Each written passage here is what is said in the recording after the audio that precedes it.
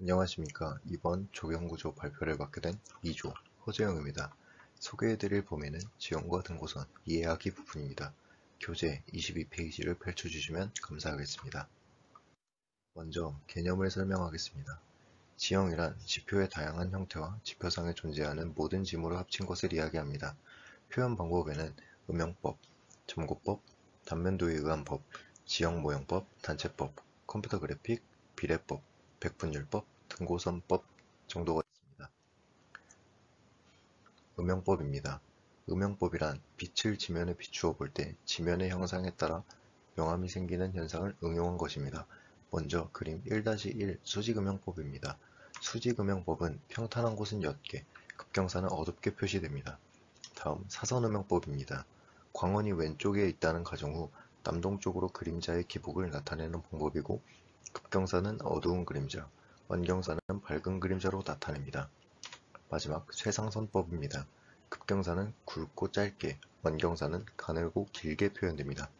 다음 점고법입니다. 점고법의 고는 높이를 뜻하는 말로 지형적인 차이를 등고선으로 충분히 표현할 수 없는 경우에 보완적으로 사용되며, 지표면에 표고나 수심을 도상의 숫자로 기입하는 방법입니다. 다음은 단면도에 의한 법입니다. 주로 수직 지형을 나타내는 데 사용합니다. 대표적인 예로 도면을 그릴 때 사용하는 AA 단면도, BB 단면도가 있습니다. 다음 지형 모형법입니다. 모형을 이용한 것이며, 대표적으로는 1학년 2학기 때 배운 정원설계 모형을 생각하시면 이해하기 쉬울 것 같습니다. 단체법입니다. 단체법은 높이의 증가에 따라 색의 농도를 변화시키는 방법이며, 높을수록 짙은 색을 띠고 있습니다. 대표적으로 2학년 1학기 환경조사 분석 과목 중 아크뷰를 이용한 고저 분석도를 생각하시면 됩니다. 다음 컴퓨터 그래픽 GIS입니다. 컴퓨터 프로그램을 활용하여 주어진 지형의 형상을 입체적으로 표현하여 3차원적인 결과를 볼 수 있습니다. 쉽게 설명한다면 저희가 사용했던 아크뷰 프로그램을 생각하시면 됩니다. CAD 도면을 바탕으로 지형을 3D 결과물로 볼 수 있던 프로그램이었습니다. 다음은 비례법입니다. 비례법이란 경사의 정도를 수학적으로 표현하는 방법으로 수직거리와 수평거리의 비율로서 경사의 완급을 나타냅니다. 예를 들어 1:2, 1:3, 1:4 등으로 표현하며, 앞에 1은 수직거리를 나타내는데 수직거리는 언제나 1이라는 수치로 표시하며, 뒤에 2, 3, 4는 수평거리를 나타냅니다. 이러한 비례법을 생활에 적용한 사례로서 휠체어 램프의 경사도를 살펴보겠습니다. 휠체어의 경사각도는 단차의 12배를 기준으로 하고 있습니다. 이를 비례법으로 나타내면 1:10이라고 쓸 수 있으며, 이보다 높은 단차가 휠체어 램프 경사도에 적용되면 일반인이 느끼기엔 정상적인 경사이지만 휠체어를 탄 분들이 오르기엔 어려운 경사각이므로 휠체어 램프의 기본 경사각인 5도, 즉 1:12의 경사도를 가져야 합니다. 예를 들어 단차가 30cm이면 수평거리는 30cm의 12배인 3.6m가 되어야 하고, 단차가 40cm라는 것을 가정한다면 40cm의 12배인 4.8m가 되어야 합니다. 다음은 백분율법입니다. 백분율이란 비의 기준량을 100으로 놓았을 때 비교하는 양을 뜻합니다. 앞서 설명한 경사도를 구하는 식, 수평거리분의 수직거리, 거기에 곱하기 100을 더한다면 경사율을 구할 수 있습니다. 예를 들어 수평거리가 40m, 수직거리가 8m일 때 경사율은 수평거리분의 수직거리 곱하기 100, 그러므로 20%의 경사율이 나오게 됩니다. 같은 방법으로 수평거리가 15m, 수직거리가 6m일 때 경사율은 15분의 6 곱하기 100을 해주면 40%의 경사율이 나오게 됩니다. 다음 등고선법입니다. 등고선이란 같을 등, 높을 고, 선, 자를 사용하여 지표의 같은 높이의 점을 연결하는 곡선이라는 정의를 갖고 있습니다. 이전 슬라이드에 나온 높이란 해발고도를 뜻하며, 해발고도는 평균 해수면으로부터 잰 높이입니다. 등고선 종류에는 주곡선, 계곡선, 간곡선, 조곡선 이렇게 4개의 곡선으로 이루어져 있는데, 먼저 주곡선이란 지도에 가장 주가 되는 곡선입니다. 하지만 등고선이 주곡선으로만 이루어진다면 같은 선이 계속 반복되어 고도를 계산하기 어려우므로 주곡선 5줄마다 굵은 실선을 그어 표시하게 되는데 이를 계산을 위한 곡선, 계곡선이라고 합니다. 또 전체적으로 매우 평탄한 지역 내에서 굴곡을 표현해야 할 때는 어떻게 표현해야 할까요? 이럴 경우 주곡선만으로는 그 사이의 굴곡을 알기 어렵기 때문에 주곡선과 주곡선 사이에 간곡선을 긋기도 하고 또다시 간곡선을 더 촘촘한 점선으로 반등분하여 간곡선 사이의 굴곡을 알 수 있도록 도와주는 조곡선을 긋기도 합니다. 다음은 전체적인 등고선에 대한 설명입니다. 먼저 등고선의 간격이 촘촘하다면 급경사, 간격이 넓다면 완경사, 정상적으로 안쪽으로 휘어져 들어가면 계곡, 바깥쪽으로 휘어나온다면 등선입니다. 상세 사진입니다. 함께 알아보도록 하겠습니다. 먼저 좌측 그림을 보았을 때 먼저 AB는 CD보다 간격이 촘촘하므로 급경사입니다. 그에 반면 CD는 완경사가 됩니다. 또한 곡선의 형태가 소문자 N처럼 나타나면 계곡, U자 형태를 띠고 있다면 능선입니다. 그러므로 A는 급경사 계곡, B는 급경사 등선, C는 완경사 계곡, D는 완경사 능선이 됩니다. 다음은 사면에 대한 설명입니다. 요사면이란 높은 쪽의 등고선 간격이 좁고 위에서 아래 지형으로 내려올수록 등고선의 간격은 넓어집니다. 철사면은 이와 반대로 높은 쪽의 간격이 넓고 아래쪽으로 갈수록 좁아집니다. 예를 들어 신구대 중문이 위치한 언덕을 다들 걸어보신 적이 있을 것입니다. 정문에서 올라갈 때는 가파르지 않지만 점점 오르다 보면 가파르게 느껴집니다. 이런 느낌의 사면이 요사면입니다. 다음은 등고선의 성질입니다. 그림 2-3에서 다같이 확인해 볼 부분은 계곡, 산령, 철경사, 요경사, 등경사입니다. 먼저 계곡입니다. 앞서 설명했던 것과 같이 높은 곳에서부터 낮은 곳이 있는 등고선까지 소문자 N의 형태를 띠고 있습니다.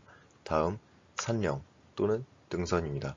계곡과는 반대로 높은 곳에서 낮은 곳으로 U자 형태인 것을 확인할 수가 있습니다. 다음은 철경사입니다.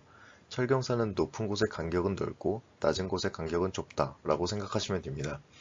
이와 반대로 요경사는 높은 곳의 간격이 좁고 낮은 곳의 간격이 넓습니다.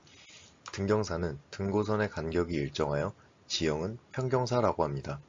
다음 그림 2-4입니다. 위 화살표는 등고선으로 알 수 있는 배수의 방향이며 알 수 있는 방법은 등고선 사이의 최단거리의 방향은 지표면의 최대 경사로서 등고선의 수직 방향으로 가오 시 배수 방향이 됩니다. 그림 2-5입니다. 먼저 A를 살펴보겠습니다. 우선 서로 다른 높이의 등고선은 도면 안 또는 밖, 서로 절대 만나지 않습니다. 또한 도중에 소실되지도 않습니다.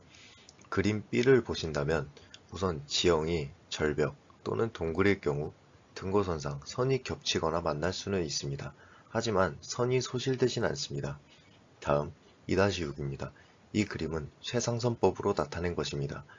사진에 나타난 C처럼 등선과 계곡이 만나 서로 쌍곡선을 이루는 부분, 이 부분을 안부, 즉 고개라고 합니다. 지금부터 문제를 함께 풀어보도록 하겠습니다. 33페이지 단답형 2번 문제를 봐주시면 감사하겠습니다. 2번 다음 등고선의 성질을 설명한 것 중 틀린 것은 먼저 가입니다. 경사는 등고선이 조밀해짐에 따라 급하게 된다. 등고선의 간격이 좁을수록 경사가 급하며 간격이 넓을수록 경사가 완만해집니다.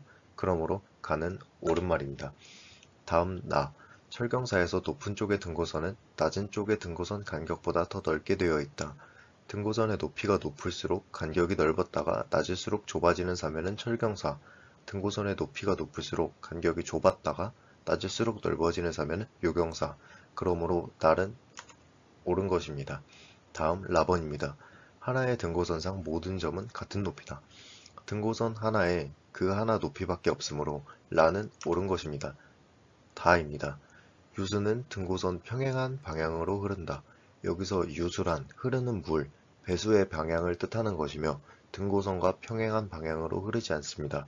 그러므로 답은 답번입니다. 다음 7번 문제입니다. 등고선의 종류와 간격의 설명에 알맞은 것은 먼저 가번입니다. 지형 표시의 기본이 되는 선이 계곡선이다. 지형 표시의 기본이 되는 선은 주곡선이며 계곡선은 주곡선 5개마다 표시하는 계산을 도와주는 곡선이므로 답이 될 수 없습니다. 다음 나번입니다. 간곡선의 평면 간격이 클 때 주곡선의 2분의 1 간격으로 조곡선을 넣는다. 여기서 조곡선이란 주곡선의 2분의 1 간격이 아닌 간곡선의 간격 2분의 1 거리로 파선을 표시하는 곡선이므로 답이 될 수 없습니다. 다음 라입니다. 우리나라에서 기본도로 사용하고 있는 1대 25,000 축척 지형도에서 20m 간격으로 주곡선이 나타난다. 우리나라에서 기본도로 사용하고 있는 1대 25,000 지형도에서는 주곡선 간격이 10m입니다. 주곡선 간격이 20m인 지형도는 1대 5만이므로 답이 될 수 없습니다. 다음 다번입니다. 여기서 잠시 지형도 축척별 간격에 대해 설명해 드리도록 하겠습니다. 먼저 1대 5,000, 1대 만의 간격은 동일합니다. 계곡선 25m, 주곡선 5m, 간곡선 2.5m, 조곡선 1.25m. 쉽게 외우는 방법은 왼쪽부터 계, 주, 간, 조 순으로 외우시면 됩니다. 계곡선에서 주곡선은 나누기 5, 주곡선에서 간곡선은 나누기 2, 간곡선에서 조곡선도 나누기 2. 또 쉽게 외울 수 있는 방법은 한 가지 지형도의 축척을 알고 있다면 1대만 지형도의 간격 곱하기 2는 1대 25,000 지형도의 간격, 1대 25,000 지형도의 간격 곱하기 2는 1대 5만의 지형도의 간격이 됩니다. 방금 보았던 표를 이용하여 답원을 풀어보면 지형도가 5만일 때 조곡선의 간격은 5m이다.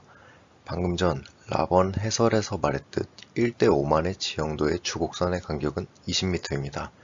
주곡선 20을 반으로 나눴을 때 간곡선 10m가 되고 간곡선을 다시 반으로 나눴을 때 조곡선 5m가 됩니다. 그러므로 정답이 됩니다. 안녕하세요. 주관식 계산형 문제를 함께 풀어볼 오수연입니다.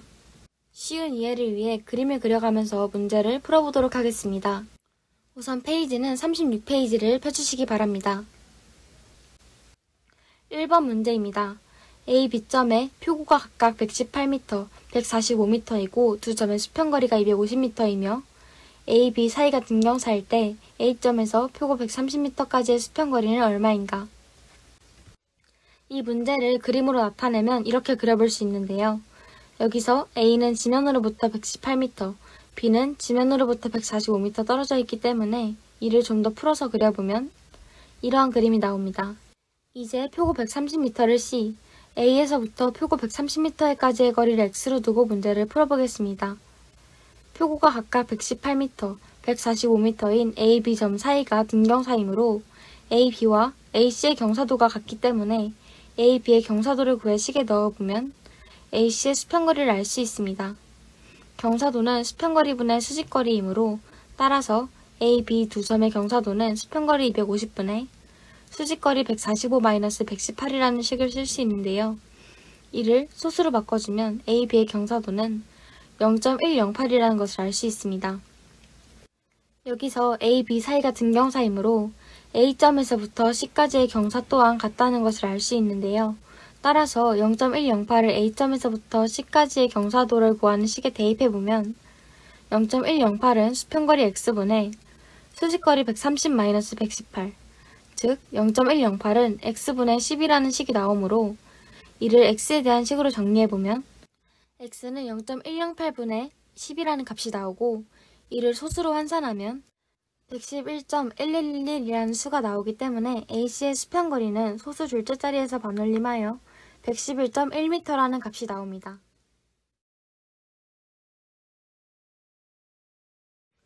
다음 3번 문제입니다. 아래의 그림과 같이 장애물이 있는 지역에서 BC의 거리는 얼마인가?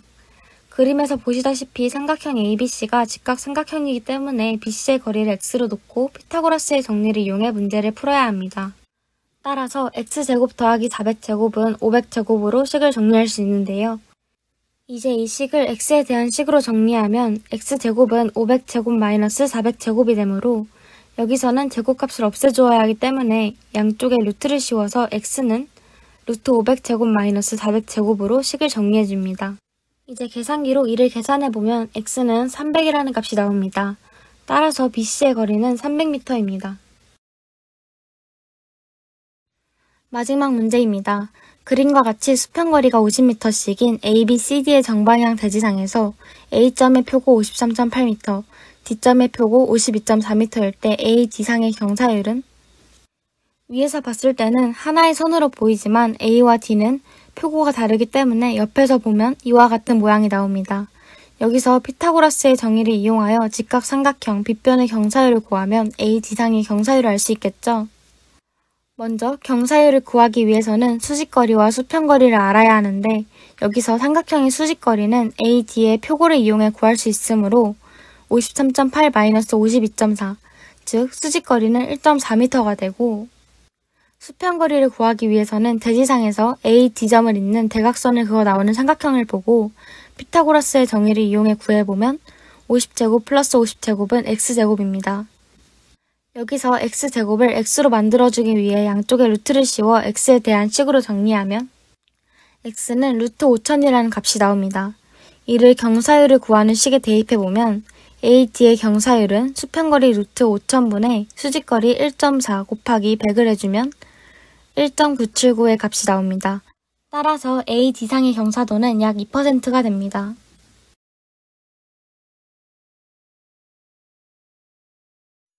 이상으로 적용구조 발표를 마치도록 하겠습니다. 감사합니다.